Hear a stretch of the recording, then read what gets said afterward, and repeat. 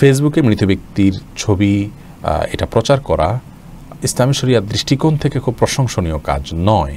কারণ মৃত্যুর সময় মানুষের নানা রকম অবস্থা হয়ে থাকে, সেই অবস্থাগুলোর সম্প্রচার করা বা মানুষের মধ্যে অনেক ওলামা ইকরাম হারাম মনে করেন না, অর্থাৎ যেটা ভার্চুয়াল থাকে এবং যেটা সফট কপি থাকে, এবং সেই মতটি আমাদের কাছে অধিকতর বিশুদ্ধ মনে হয়। সেজন্য এটাকে আমরা সরাসরি নাজায়েজ বা গুনাহের কাজ বা হারাম কাজ বলতে পারি না।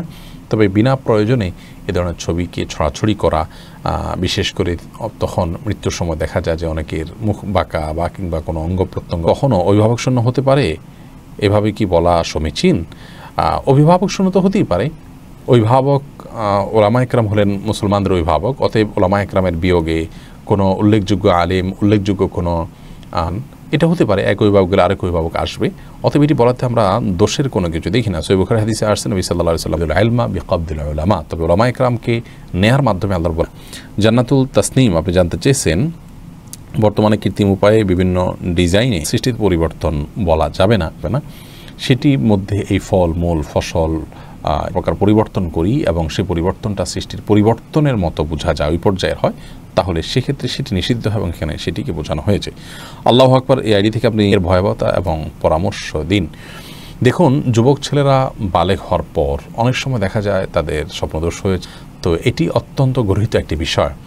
আমরা জানি যে লজ্জা ইমানের অঙ্গ, কিন্তু সব লজ্জা ইমানের অঙ্গ নয়। সৃষ্টি করে গুনাহ থেকে বাঁচার জন্য আমার মধ্যে তথাকথিত লজ্জা এসে বাধা হয়ে দাঁড়ায়, সেই লজ্জা ইমানের অঙ্গ নয়, বরং তার এই কর্মের কারণে তিনি ফরজ গোসল করলেন না, ফজরের নামাজ ফরজ নামাজ তিনি ত্যাগ করলেন, তখন থাকবে, তখন তার দ্বারা কখনো এরকম বিষয়ে হেলাফেলা করা সম্ভব হবে না। একজন যুবক তিনি যদি তখন তিনি অবশ্যই লজ্জাকে ছাপিয়ে তার জীবন রক্ষা করার জন্য সচেষ্ট হবেন। ঠিক তেমনিভাবে একজন মা ইমানদার, শুনেছি নবীজি সাল্লাল্লাহু আলাইহি ওয়াসাল্লাম দহিত্র হোসেন রাদিয়াল্লাহু তাআলাকে ইমাম হোসেন বলা উচিত নয়।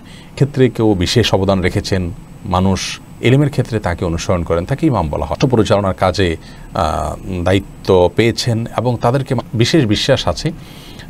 12 জন ইমাম সম্পর্কিত একটি হাদিস আবু দাউদে বর্ণিত আছে। সে সম্পর্কে আলোচনা আরও কিয়ামতের আগে এমন কিছু শাসক আসবেন যে শাসকরা সেই 12 ইমামের সংখ্যা পূরণ করবেন।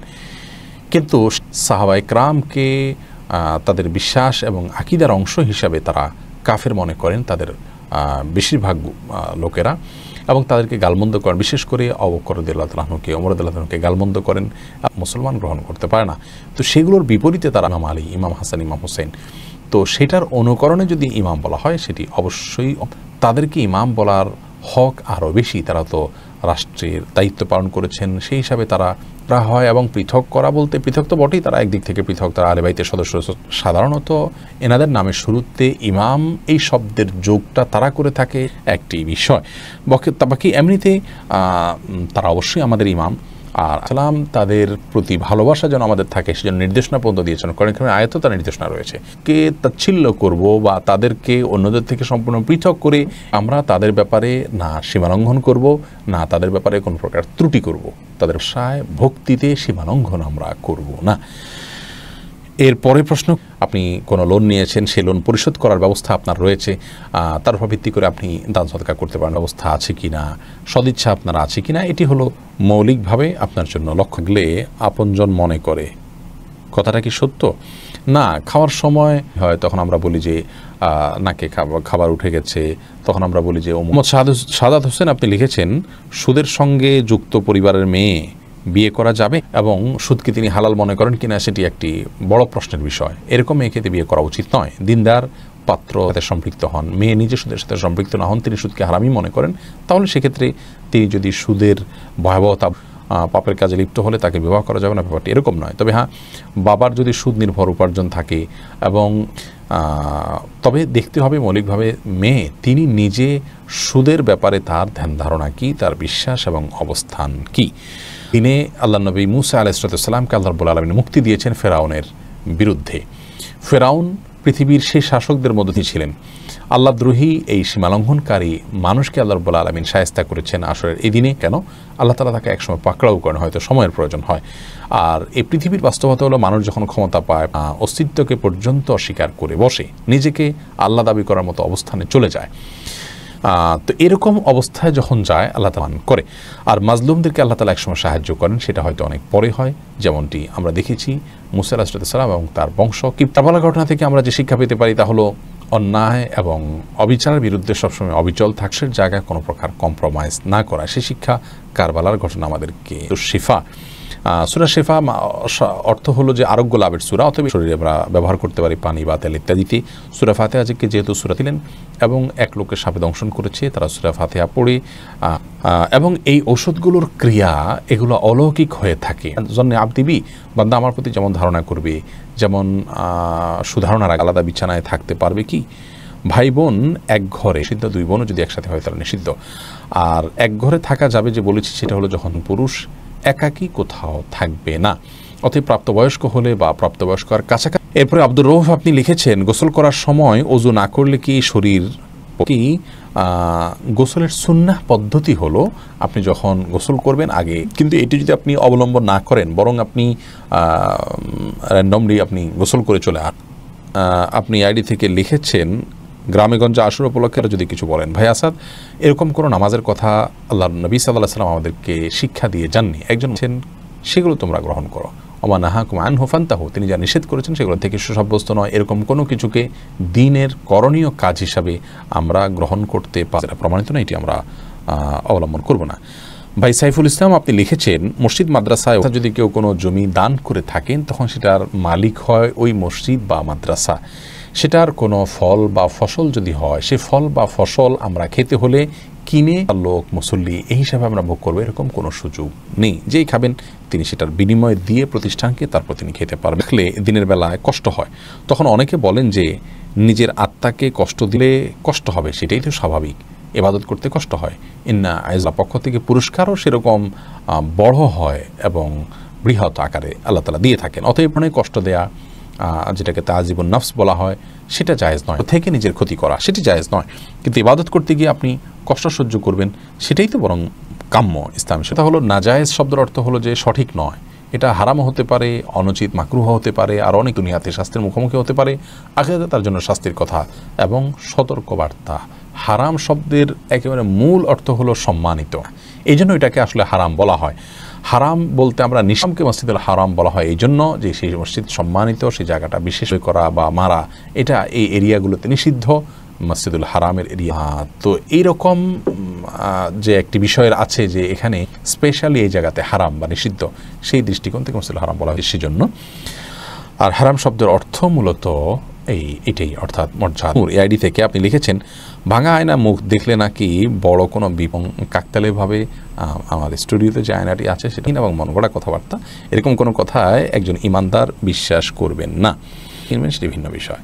এরপরে প্রশ্ন হলো, মসজিদে দ্বিতীয় জামাত করার মনে করেন আমাদের দেশ উলামা ইকরাম বা হানাফি মাযহাবের উলামা ইকরাম মসজিদ রয়েছে এটার উপরে, এবং যুক্তি হিসাবে যেটি উল্লেখ করা হয় তাহলে এভাবে দ্বিতীয় জামাতের অনুমোদন করা হলে প্রথম জামাতের জায়েজ মনে করেন, এবং তার সপক্ষে দলিল হলো যে নবী আলাইহিস সালাতে নফল নামাজের অংশ হিসাবে যে তোমরা পড়ে ফেলেছো ফরজ, এখন তোমাদের নফল হিসাবে তার সাথে করা জায়েজ রয়েছে। আরও অনেকগুলো বর্ণনা এক্ষেত্রে পাওয়া যায়, সে বর্ণনাগুলোকে সামনে রেখে জামাতে নামাজ পড়লে সেটা একাকী নামাজের চাইতে 27 গুণ বেশি সওয়াবের, কিংবা মসজিদের যে বহিরাংশ আছে সেগুলোতে জামাতের ব্যবহৃত জিনিসপত্র এবং পোশাক ব্যবহার করা যাবে কি?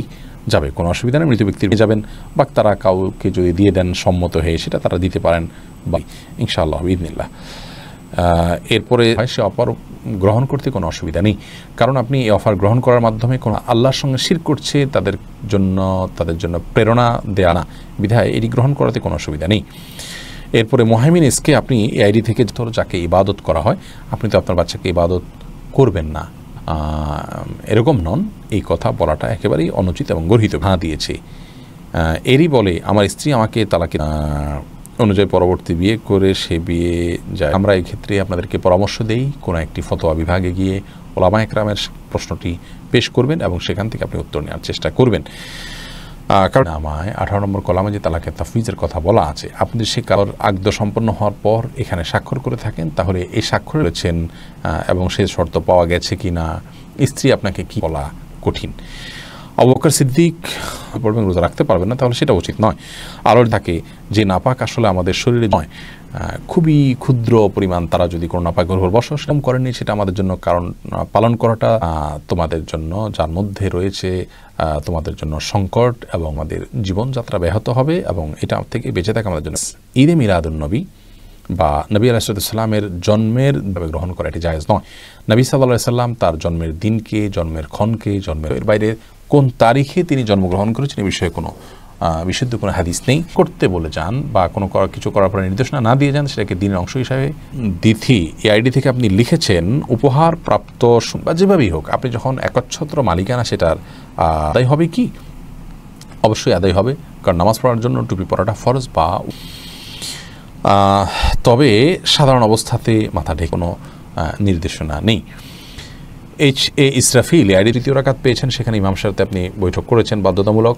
এরপর আপনি রাকাত পেয়েছেন, এটা সেকেন্ড রাকাত, সেই হিসাবে লিখেছেন বিয়ের জন্য দিনদার ছেলে না পাওয়ার কারণে যদি কোনো মেয়ে লিপ্ত হওয়া কিংবা কোনো ফিতনায় পতিত হওয়ার বা অপেক্ষাকৃত দিনদার জীবন সংজ্ঞা, এটা উত্তম। এটা নবী সাল্লাল্লাহু আলাইহি সাল্লামের আদর্শ বিবাহে অগ্রসর হওয়ার জন্য। হ্যাঁ, পরিপূর্ণ পারফেক্ট দিনদার সংগ্রাম করবেন, আরেকজনকে সংশোধনের চেষ্টা করবেন, জঞ্জাট আছে সেটা সামলিয়ে ফারেক থাকার উদ্দেশ্যে বিবাহ না করার চাইতে।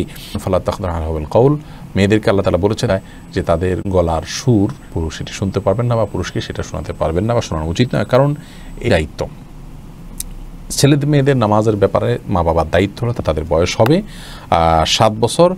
আর ওয়াদরিবুহুম ইদা বালাগু 10, বোঝা যায় সন্তানদেরকে সালাতের জন্য নির্দেশ করা এটা পিতামাতার কর্তব্যের অংশ।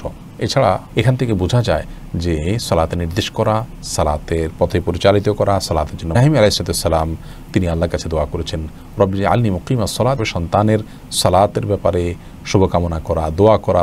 যে সন্তানদেরকে সালাতের প্রতি নির্দেশ দেন না, সালাতের গুরুত্ব বোঝান না, অবশ্যই তিনি আল্লাহর কাছে গুনাহগার হবেন। তবে যখন তিনি বুঝতে পেরেছিলেন সালাত আদায় করার ব্যাপারে, তাহলে ইনশাআল্লাহ বিদিনিল্লাহ। ইউটিউবে আপনার প্রশ্নটা, আজানের পর থেকে জামাতের উপর মধ্যে দুনিয়াবি কথা বলা হারাম নয়।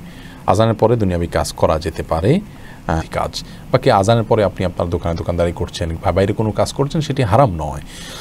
সৌদি আরবে একসময় এই আইনটি ছিল, এখন আজানের পরে দুনিয়াবি কোনো কথাবার্তা বলা হারাম, এই জন্য এটি করা হতো না।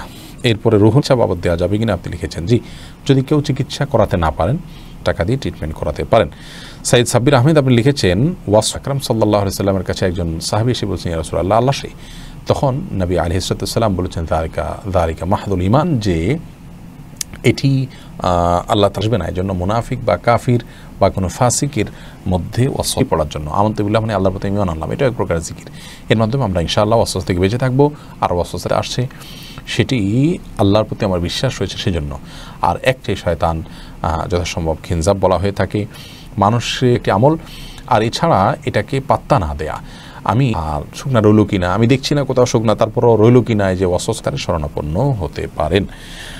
অলিউর রহমান আপনি কথা কোনো খাবার অ্যারেঞ্জ করার কোনো শিক্ষা ইসলাম আমাদের খাওয়ানোর কোনো নির্দেশনা ইসলামে নাই, বরং হিন্দু ধর্মের অনেকে মনে না খাওয়ালে ওই ব্যক্তিকে স্বর্গে খাওয়া আপনার 40 কুল। তবে হ্যাঁ, মৃত ব্যক্তির তরফ থেকে আপনি দিনক্ষণ ঠিক না করে আপনি লিখেছেন নেক সন্তান কি কিয়ামতের দিন, নেক সন্তানের যে নেক আমল আমলের দুয়ার বন্ধ হয়ে যায় ইল্লা মিন সালাস, তবে 3টা থাকেন। সন্তানকে যদি ভালো কাজের পথে পরিচালিত বাবা মা করে থাকেন বা কারো নাম যদি ইসলামিক না হয়, তবে কি তিনি নিজের নামের অর্থটা এমন যে অর্থটা ইসলামের বিশ্বাস নামটা পরিবর্তন করতে হয়, পরিবর্তন করা যেতে পারে। আমাদের সমাজে একসময় নাম অংশ হিসাবে অ্যারেঞ্জ করা হতো, তো সেটা করলে এটা একান্ত। এরপরে যে হজের মাধ্যমে কি পূর্বের হক সংশ্লিষ্ট যে অপরাধ আছে সেগুলোর জন্য সেটি মাফ হয় না। এরপরে মারুফ রমজানে বা বিশেষ দিনে শুক্রবার হলে সেটা তো ভিন্ন কথা। আমরা পারে এই দিনকে ঈদের দিন বলেছেন, ঠিকভাবে পর্দা করেন না এবং নামাজও পড়েন না। আমি যদি তার থেকে দূরে সরে যদি পর্দা নাও করেন, নামাজ নাও পড়েন, তারপরও আপনি তাকে রেখে দূরে সরে যেতে পারেন না, তার সাথে আল্লাহর সাথে শিরক করতে পিড়াপিড়ি করেন, তাহলে ফালাত জীবনযাপন করবে এবং ভালোভাবে তাদের সাথে চলাফেরা করবে, অর্থাৎ তাদের সাথে দুর্ব্যবহার করা যাবে না, সম্পর্ক নষ্ট করা যাবে না। সার্ভারি ফরিদুল ইসলাম সার্ভেয়ার ফরিদুল ইসলাম এর থেকে আপনি জানতে চেয়েছেন কাজা নামাবে, কিন্তু সারাদিনের সালাতকে একত্র করে আসা। আপনি শিক্ষার্থী হিসাবে আমরা বলবো আপনাকে সুন্নাহ লাইফস্টাইল নিয়ে বিসমিল্লাহ পড়ে রব্বি জিদনি ইলমা এবং রব্বি ইশরাহ লি সাদরি ইত্যাদি এগুলো পাঠ করে তারপর করলে সেখানে আল্লাহ তাআলা বরকত দান করেন। তানজিনা নিহা আপনি জানতে চেয়েছেন রোজা রেখে খাবারের কোনো অন্য কিছু চিন্তা আসলে কি নামাজ সহি হবে? নামাজের মধ্যে যদি অন্য কোনোভাবে বিশুদ্ধ হয়ে যাবে, এর ফলে সালাত হবে না, ব্যাপারটি কিন্তু সেরকম নয়। এমডি লাগানো এটা শরীয়তসম্মত কিনা? আমাদের দেশে আসলে একসময় মানুষের নামের আগে শ্রী লেখা হতো, রয়েছে, তার ভিত্তিতে এটা করা হয়। তো এখন আর যেহেতু সে কারণটি নাই, এখন মুসলমানদের নাম আলাদা শোক মনে করলে সেটি বরং পরিত্যাজ্য হবে এবং ভুল হবে। সালাতের ওয়াক্ত শুরু হয়ে গেলে ফজরের সালাত ছাড়া অন্য কোনো সালাত, ফজরের সালাতের ওয়াক্ত শুরু হয়ে গেলে ফজরের ফরজ নামাজের আগে নবী সাল্লাল্লাহু আলাইহি ওয়াসাল্লাম এই আইডি থেকে আপনি লিখেছেন স্বামী মারা গেলে নাকি পরপুরুষ হয়ে যায়। ইসলাম রিয়াজ আপনি জানতে চেয়েছেন। আহমদ খান জানতে চেয়েছেন ইমাম সাহেব আজান দিয়ে নামাজ বোঝানোর জন্য ক্লিন শেভ করলে কি গুনাহ হবে? না, বরং আল্লাহ ফয়সালা করবেন সেই জন্য। এই কারণে তিনি সওয়াব পাবেন, কিন্তু আরও উচিত হবে না, কারণ সেটা বিশেষ করে মেডিসিন ইউজ করাটা। আর তাছাড়া কৃত্রিমভাবে কোনো কিছু সৃষ্টি না করে বরং আল্লাহর চোখের আলগা পাপড়ি পরা কি হারাম? রায়হান কাবির জানতে চেয়েছেন বেনামাজি কি চিরস্থায়ী জাহান্নামী? বেনামাজি কাফের হক, নামাজের কোনো গুরুত্ব বুঝেন না, কোনো অপরাধবোধ তার মধ্যে নাই, তার ব্যাপারে এটি বলা যায় এবং এক্ষেত্রে সেজন্য তাহলে তিনি স্থায়ী পরে নামাজ পড়লে কি সওয়াব বেশি হয়? না, এমন কোনো কথা নাই যে টুপি পড়লে নামাজ পড়লে সওয়াব বেশি। কাপড় পরিষ্কার করে শুকাতে দিতে পারবো কি? নাড়তে পারেন। এইচ আকাশ আপনি ফাতেমা ফারুক লিখেছেন নির্দিষ্ট যে কয়েকটা নিষেধাজ্ঞা আছে সেগুলো ছাড়া যে কোনো আমল আপনি করতে পারবেন, কিন্তু তার নিশ্চিত নয়। খুবই চমৎকার বলেছেন ভাই আরিফ, এবং এটা আমরা বারবার বলেছি। আমাদের এই পেজের যে নিয়ম নিজেকে উপযুক্ত মনে করেন তাহলে তিনি আমাদের সাথে যোগাযোগ করবে, জন্য আমরা কাউকে অনুমতি দিইনি আমাদের পেজের তরফ ছাড়া। কারণ কেউ হয়তো আপনি হয়তো যোগ্য, আপনি নামাজ যখনই আপনার সফরে থাকবেন তাহলে পুরোটা পড়বেন, আর যদি একা একা পড়েন তাহলে 2 রাকাত পড়বেন। তার মেয়ে বিয়ে করা যাবে কি না, এর বিধান কি? যাবে। কাফের বা অমুসলিম তার মৃত্যুর পর তার জন্য মাগফিরাতের দোয়া করেন, তাদেরকে বিবাহ করাতে কোনো অসুবিধা নেই। আফরোজা সুলতানা লিখেছেন অজু করে বাচ্চাকে দুধ খাওয়ানো পড়া কবিরা গুনাহ, এটা কি সঠিক? বাসায় একা একা ফরজ নানো বিশেষ কারণে আপনার জামাত মিস হয়ে গেছে, তখন আপনি বাসায় নামাজ পড়লেন, তখন সাথে তার ভিত্তিতে আপনি এটি করে থাকেন, তাহলে সেটি গুনাহের কারণ হবে না। আমিনুল ইসলাম আপনি লিখেছেন পরে সেখানে অন্যান্য হালাল কোনো কাজ করলে সেটাও জায়েজ আছে গাহের জন্য, তাহলে সেখানে গুনাহের কাজ করাটা ডাবল। লিখেছেন টয়লেট করার সময় টয়লেটে পানি গায়ে লাগলে নিচ থেকে উঠে গায়ে লাগলে যদি সেরকম কোনো পানি মনে না হয়, যেমন ফ্লাশ করার পরে ফ্লাশের পানি লাগছে। প্রিয় দর্শক, দেখতে দেখতে 1 ঘন্টা বেশি সময় পেরিয়ে গেছে। আমি যদি ভালো কিছু সঠিক কিছু বলে থাকি ফামিন আল্লাহ তাআলা আমাদের সকলকে কোরআন হাদিসকে শিক্ষা গ্রহণ করার তৌফিক দান করুন। কারবালা আল্লাহ আমাদের সকলকে দান করুন। প্রিয় আল্লাহি।